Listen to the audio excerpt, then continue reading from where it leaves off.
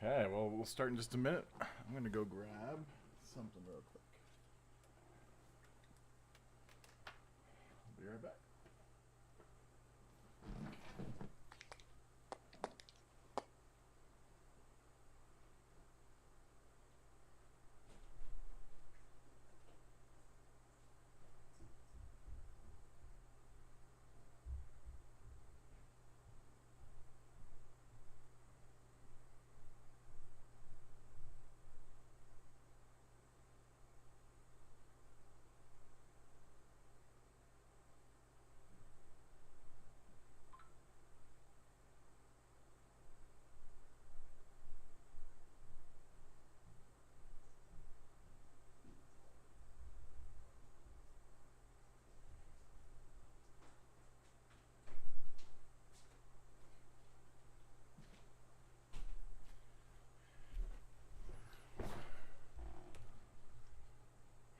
Moment, the final battle of the chosen. See, I'm never gonna quit, got my legacy set in motion. So welcome to the fire. I'm the one with the lighter. Feel it burning through your veins as we're walking through the flames, getting higher. So welcome to the fire. Welcome to the fire. Feel it burning. Alex, you there? Yes. Perfect. There we go. Just got to turn on my headphones so I can hear you better. All right, guys. Welcome to Ace in the Hole Live. I am super glad that we have got Alex Mikpodar on here. She has several really unique businesses. We're going to talk about her backyard bookkeeper business. That is something I'm really excited to talk about. But first, I want to hear your story. I want to hear... We talked a little bit about the American story, the American dream that you have. That you kind of came over here from Hungary, and that you've just got some really interesting things that have happened in your life. So why don't you kind of begin at the beginning in Hungary? Thank you so much for having me. Yeah, when you think about the American dream, you usually think about like that I was sitting around as a child and I was dreaming about coming to America.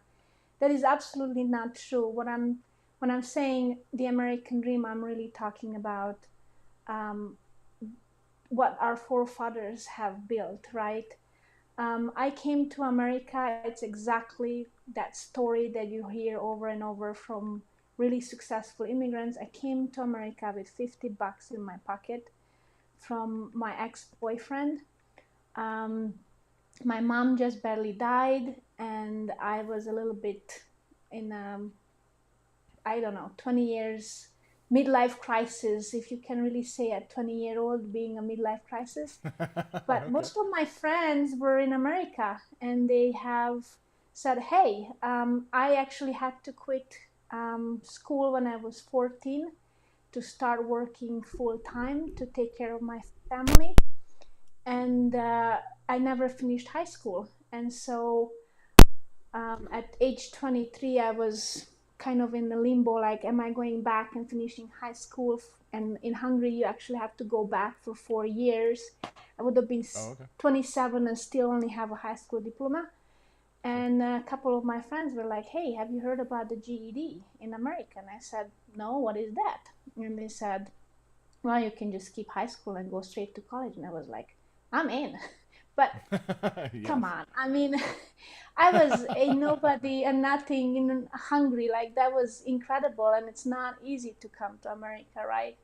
Right. And so I said, there is no way. So without me knowing, some friends actually put together money. They found a school for me. They funded my first semester. They put together the money for my first semester. Another friend offered to pay rent for me till I find a job on campus. Another friend offered to pay for my ticket with points. They really wanted me in their lives here in Utah.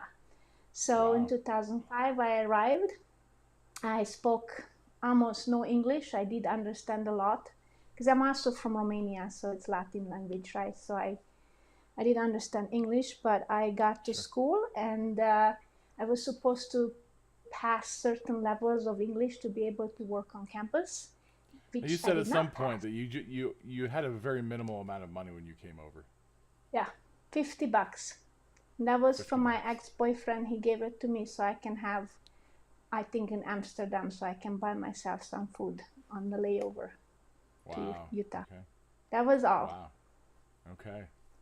Yeah. So tell me about that. Like, what was the trip like over here, and then when you got here, what was that like?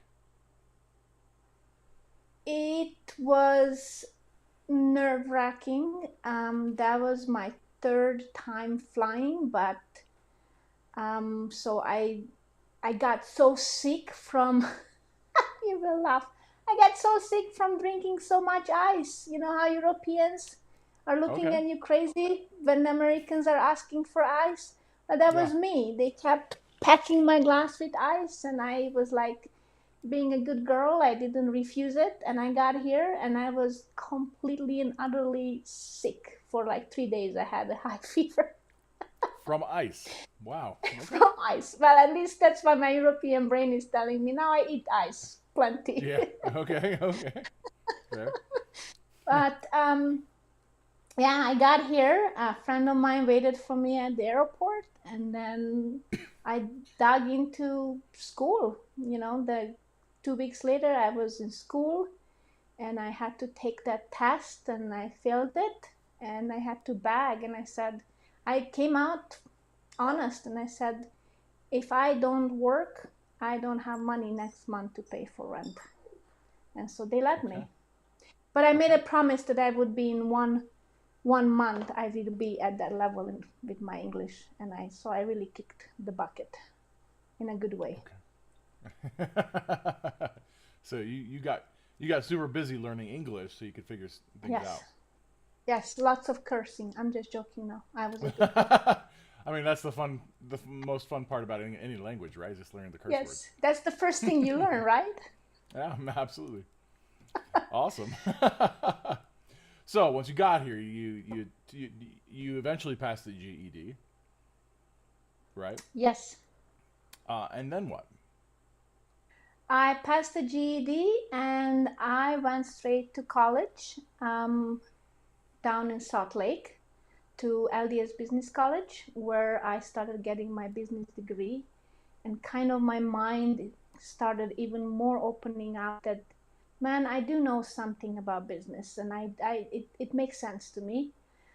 For a while, I did this whole thing about credits and all of these things was so not. I did not grow up with that, so I was kind of like a lost puppy. But I got a job in the registration office, and I was Mm, forced to learn about credits. And so I was one of the highest, if not the highest paid employee that they student employee that they ever had, because I started implementing systems, and I saw that we don't even have a student ID. I reconstructed the student ID. I started, like, at the end of the day, I was the one who was training the advisors on credits and wow. how school Okay. works. That's I loved incredible. it. That's actually that job really, really, I had a boss who really trusted me, and she Hmm. loved it that I basically became her bodyguard and she could just sit in her office, do nothing all day long or do something else. And Uh-huh. so they really let me roll with my systems, and they trusted me that I was doing a good job. Very cool. So let's talk about the story of you creating um, the business we're going to talk about today, which is Backyard Bookkeeper.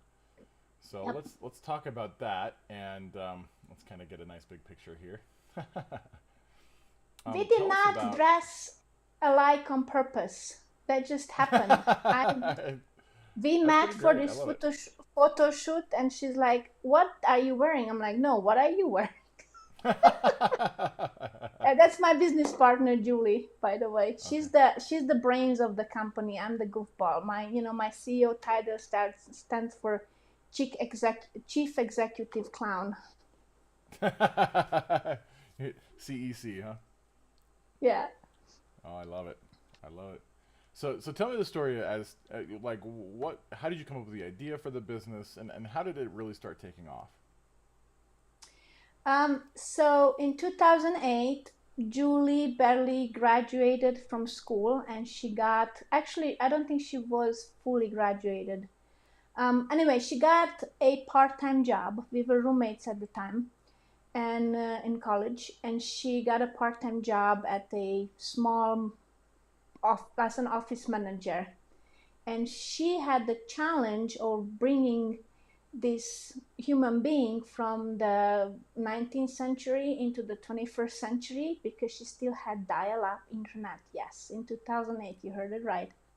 Wow. And Julie got really excited about, educating and, telling her why she needs to, upgrade her QuickBooks from like 2003 to 2008.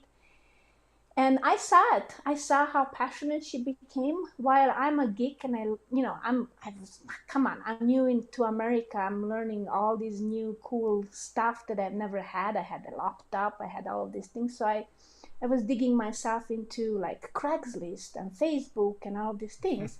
And when Julie was so passionate about accounting, I was like, ding ding, why don't you just go and get another part-time job as a contractor? And she's like, what? I'm like, yep, go get it as a contractor, and I'll find a way to find you more clients.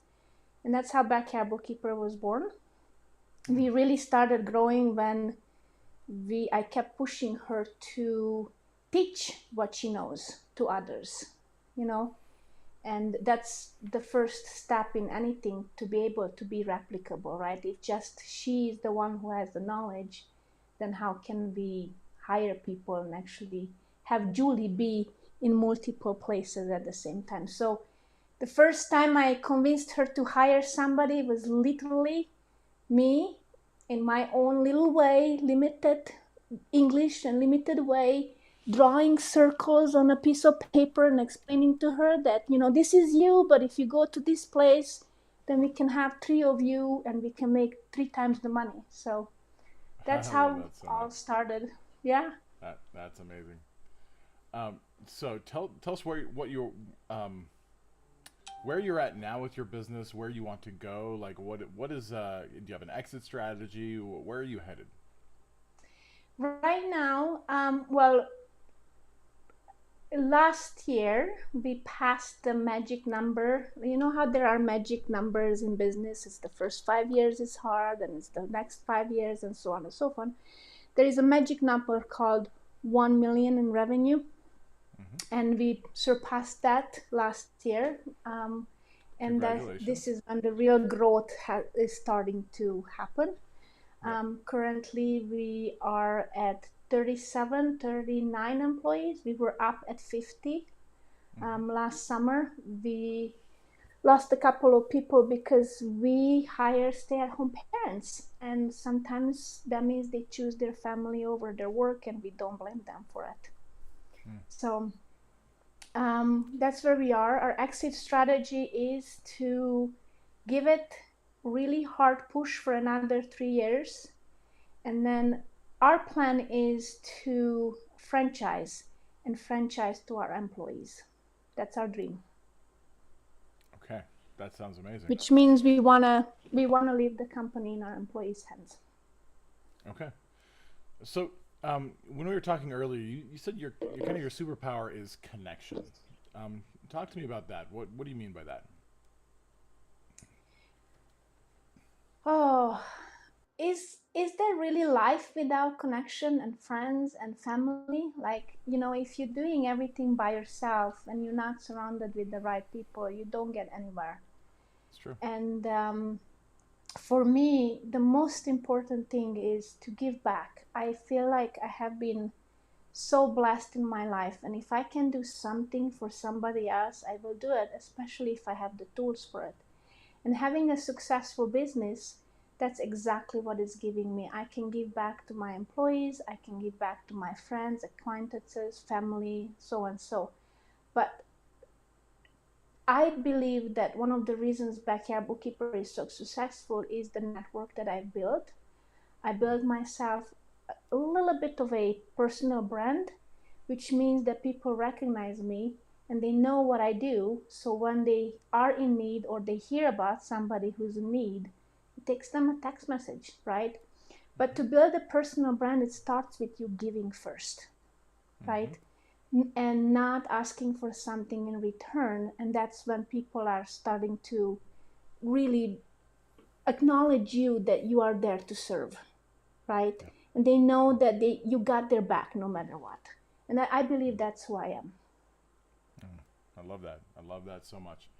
Yeah, that's something that I teach as well. Is you always have to give first before asking. It's why I have a hard time with opt-ins on social media, because typically they ask you for your information before they give you something, which I have a hard time with. The reverse opt-ins are much better because bait you and give switch something in first. Utah is a big deal, and I cannot stand it. And I think Yep.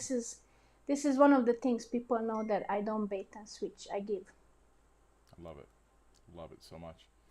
So tell me, what's your next step to scaling right now? Like, what is the thing you're moving into right now? Right now, well, we want to acquire. There is a lot of boomers who are trying to retire, and they Yep. don't know what to do with their business. Lots of CPAs, Yep. because their sons and daughters don't want to take over the business. And so I want to find more of those, and I want to bring them in under our umbrella. Though we don't do taxes, that's okay. Maybe it's time. Maybe it's time that Backyard Bookkeeper starts offering some other services too. That's mainly what we're focusing on. Just recently, we were able to acquire a client list, and we actually were able to get it for free, in a sense that we brought in the company by offering them lifetime revenue share. So Wow. it's Okay. possible. Just like, Yeah. building Backyard Bookkeeper into what it is today with zero money, it's possible to also acquire businesses with zero money down. Absolutely. So right now you're looking for CPAs that are retiring to acquire their Yes, books. Okay. yes. Or Okay. bookkeepers, or I mean, there are plenty of solo bookkeepers out there who would, maybe they're tired of doing it by themselves. Great, come join me. Come join our family. Okay. Awesome. So if you're out there watching and you know someone who's retiring, a baby boomer, or somebody who's retiring who's a CPA or a bookkeeper or something, let Alex know. She would love Yeah. to be a part of that. So on the last note, let's just talk about, if you were to give some advice to a business that's scaling or a new business. What's the one piece of advice you wish you would have had when you started your businesses? Oh, how to hire right. What to look for, to not base your hiring decisions solely on somebody's resume or how they present themselves on the first interview. Because here's the thing: when you hire your first person, that's when you're really putting somebody else who's supposed to represent your company out there. And if they're not representing right, that can bite you in many, many ways. So now, with the knowledge that I have, and having been hiring through my other business that is a consulting hundreds of people, because we also recruit through the other business, I can tell you that go out and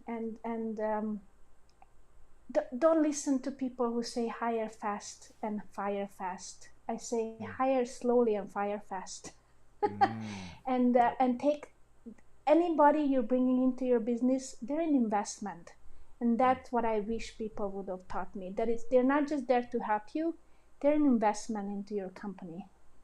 Yeah. Do you have any sort of dating period with your employees? So number one, our employees, sometimes I get backlashes about this, but I never let go. We have at least 3 interviews, and each person it's always another person who's interviewing them, and each person is looking for something else. They're looking for tech. Are they good with tech? can they do, because everybody's working from home, what kind of setup they have, do they understand their setups, so and so. Then somebody is looking for accounting knowledge, they end up with me, and I look for personality matches. Do they really fit our culture, right? And sometimes it's 5 interviews. Sometimes I love doing my interviews by taking them out to lunch. More comfortable you the candidate in their environment, more you can really see their real personality and what's the hunger behind asking for a job with us. I love So that. yeah, Yeah. I'm known to put people through 5 interviews. So let's talk about the very first employee you ever had really quickly. 81% of businesses in the United States have one employee. Have 0 employees. They have the founder. Um, so hiring someone's first employee, how would you suggest that someone goes about that? What's the best way to hire your first employee? Well, if you have the money, I say go to a recruiting company, right? Because they already vetted it for you. But if I were you, I would not have, if I only have a chance for one interview, I would not have it in an office environment, because that would make them completely intimidated, and they will tell you what you want to hear. Take them out to lunch, take them out somewhere, or meet them in a random place in a coffee, like a Starbucks or somewhere, right? Let them be in their comfortable environment. And if an employee or a candidate is not asking you questions, they do not want to work for you. They just want a job. And there is a difference between wanting to work for you or wanting a job. And unfortunately, I have made that mistake where I hired people who just wanted a job. And there is nothing wrong with that, but you just know that you did not hire a leader. You hired an employee. There is a huge difference between hiring leaders and hiring an employee. I love that. I love that. All right, Alex, thank you so much for your time. I really appreciate it. Of Guys, course. if there's anyone else that you know that needs this kind of information, that needs to understand how to hire people, how to connect, or just you think would be inspired by Alex's story of her American dream, please forward this to them. Again, Alex, you've been amazing. I appreciate you. Thank And you so much, Nate, for having yeah, me. yeah, This was awesome. you are more than welcome. Okay, guys, we'll join you next time and have an amazing day. Let's grow those businesses. Yes.